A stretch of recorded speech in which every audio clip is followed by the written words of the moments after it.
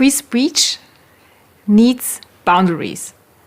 And in the case of Germany, these boundaries are part of our constitution. Wait a minute, where have I heard that before? You're sheltering enemies of the state, are you not? Oh, right. That's what I thought I heard. Welcome to Germany.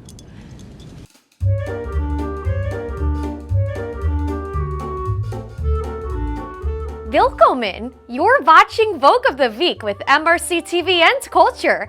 I'm your host, Justine Brooke-Murray. You have the right to free speech as long as you're not dumb enough to actually try it. Believe it or not, free speech used to mean something. It had the word free in it for a reason. There are no boundaries to the phrase. The word free kind of takes care of that. That's the whole point. It was the first right established by our foundational free world, which is why it's the first right stripped away by those who want to control it. Because without it, all other liberties crumble. Even the American Civil Liberties Union once recognized that when they were actually a union that defended our civil liberties and not a mouthpiece for the same screeching mobs demanding our rights end where their feelings begin. They too understood that, at least in our American Constitution, you won't find an asterisk that states, except for hate speech, misinformation, yada yada yada, or even these guys. Our founding fathers knew placing that discretion in the hands of our future leaders, no matter what they believed, would reset their experiment of a liberty-based constitutional republic back to the dictatorship they freed us from. But according to our free world's most relied upon journalists, the people whose job is to be a watchdog of authority, that bedrock principle is somehow root of one of history's most genocidal regimes that maintained their control by rounding everyone up who dared to question the only party allowed to exist. Well, he was standing in a country where free speech was weaponized to conduct a genocide. Ah, yes, because in order to prevent this from happening again,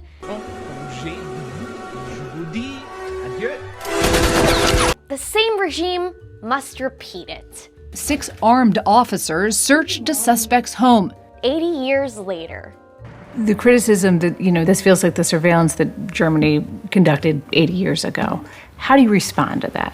There is no surveillance. It's different this time because they're rounding up dissidents to protect democracy. God forbid you threaten that free system by allowing people with the wrong opinions to disagree with the leaders protecting it.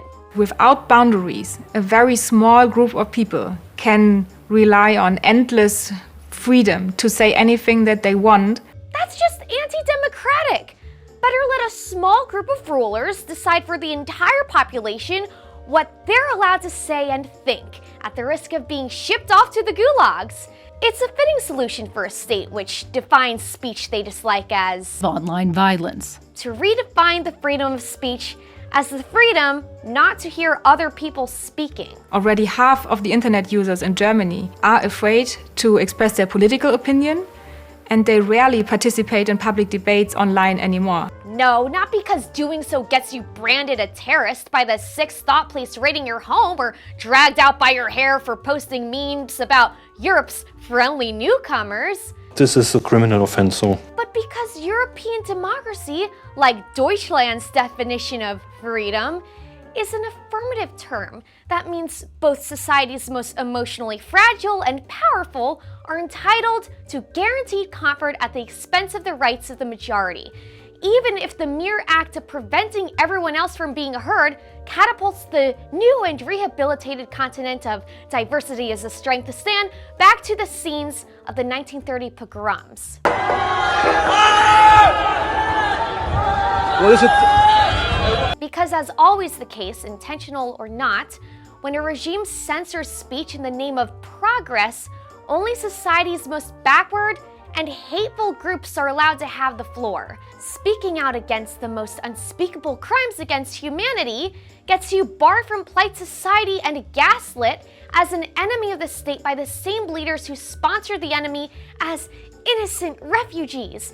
And when those innocent refugees turn out to be a DEI recast of Europe's Nazi types, You can count on Europe's virtue-signaling academic types and the global media to goose-step with them as they chant to finish the job on a population they nearly exterminated a couple of decades ago. I fully support Hamas. They're the same holier-than-thou types, regurgitating the trendy caveat peddled by the very institutions we've entrusted to maintain our fading collective memory of humanity's most evil moments. That the Holocaust didn't start with the gas chambers. It started with mean words and hate speech.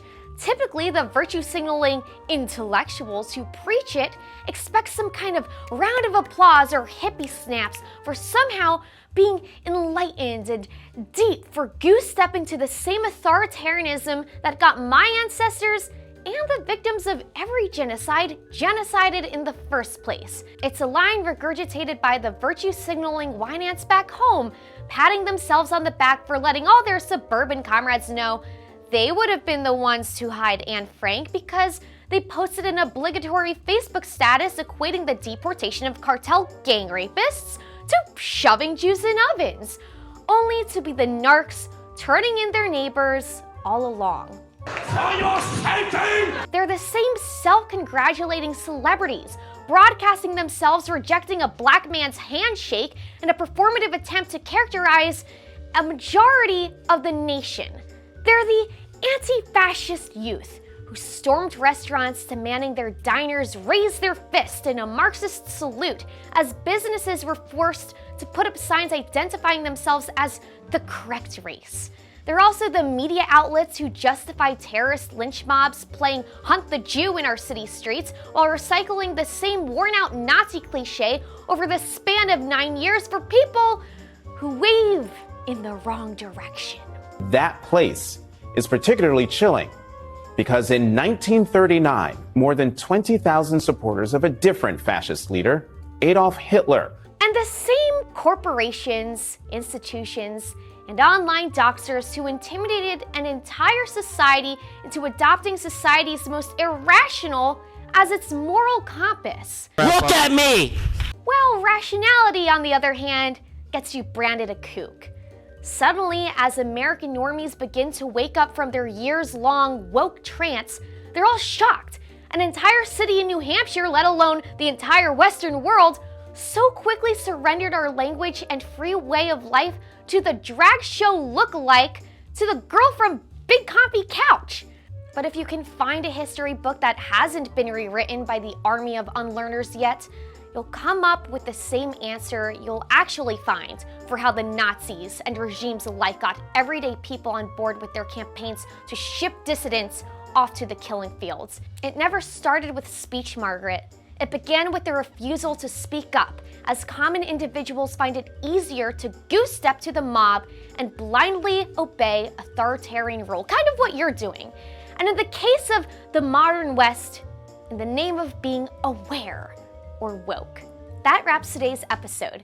Make sure you tune into my show every week where I bring you the left's most insane moments and expose their latest attempts to weaken the West. Then hit the like on YouTube, plus on Rumble, follow us on social media, comment below what you think, and don't cave to the leftist media agenda. If you like the work we do here at MRC, please consider donating at mrc.org/donate. It's the best way to help our movement. Thanks for joining us.